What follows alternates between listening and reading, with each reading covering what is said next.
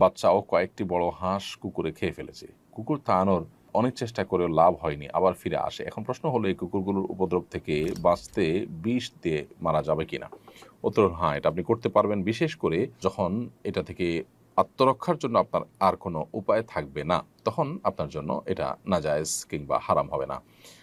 যে কোনো পশু, যে কোনো প্রাণী যদি মানুষের উপদ্রবের কারণ হয়, মানুষের বিরক্তির কারণ হয়, কষ্টের কারণ হয়, সেটা থেকে আত্মরক্ষার জন্য বা মুক্তি লাভের জন্য সেটাকে নির্ধারণ করা মুসলমানদের জন্য জায়েজ আছে। তবে সেক্ষেত্রে লক্ষ্য রাখতে হবে যে অমানবিক কোনো উপায় যেন অবলম্বন করা না হয়, নির্মম কোনো উপায় যেন তাকে হত্যা করা না হয়, সেদিকটা আমাদের খেয়াল রাখতে হবে। আর যদি হত্যা করা ছাড়া অন্য কোনো বিকল্প থাকে, তাহলে সেটা অবলম্বন করতে হবে। আমাদের এক প্রতিবেশীর ছেলে আত্মহত্যা করেছে। ছেলেকে তার বাবা হিফজখানায় দিয়েছিলেন, আর হাফেজ হওয়ার মতো উপযোগী মেধা তার ছিল না। 8 বছরে 25 পারা পড়তে পেরেছে ছেলেটি। এ অবস্থায়ও পরিবার তাকে চাপে রাখত, হিফজ না পড়তে চাইলে বাবা বেদম মার দিত। সেই ছেলে আগে একবার ফাঁস নেওয়ার চেষ্টা করেছে, তবু পরিবার নিবৃত্ত হয়নি।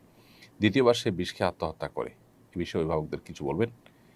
ইন্না লিল্লাহি ওয়া ইন্না ইলাইহি রাজিউন। খুবই জঘন্য কথা।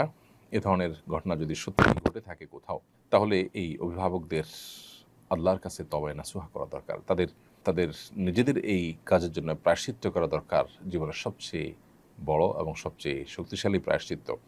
কারণ হলো, প্রথমত, একটি অপ্রাপ্তবয়স্ক নাবালেগ শিশু, তাকে কোনো কিছুর জন্য চাপ দেওয়া এভাবে, সেটাই শরীয়তের দৃষ্টিকোণ থেকে নাজায়েজ। খোদ নামাজের জন্য তো এভাবে চাপ দেওয়ার অধিকার ইসলাম আমাদেরকে দেয়নি।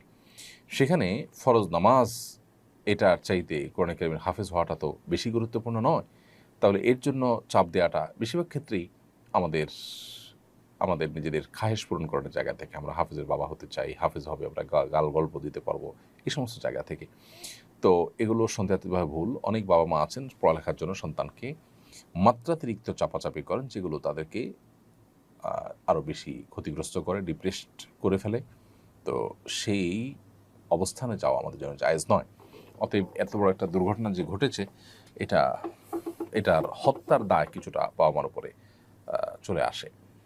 কারণ তারা একবার যেহেতু বাচ্চা এরকম পথে যাচ্ছিল, এরপরও তারা যখন নিবৃত্ত হয়নি, তাহলে তার জন্য তাদেরকে অবশ্যই আল্লাহ তাআলার কাছে তওবা নাসুহা করতে হবে, এবং যথাযথ তওবা না করলে এটির ক্ষমা লাভ করার পথ খুবই কঠিন। সুরাইয়া রিমি আপনি লিখেছেন, 4 রাকাত ফরজ নামাজের ক্ষেত্রে 2 রাকাত পড়ার পর তাশাহুদ না পড়ে দাঁড়িয়ে পড়লে করণীয় কি? সাহু সিজদা করলে কি নামাজ হবে?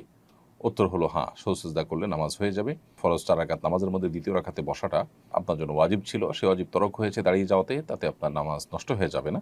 শেষে সিজদা সাহু দিলে নামাজ বিশুদ্ধ হয়ে যাবে ইনশাআল্লাহ তাআলা। আমরা এই বছর কোরবানিতে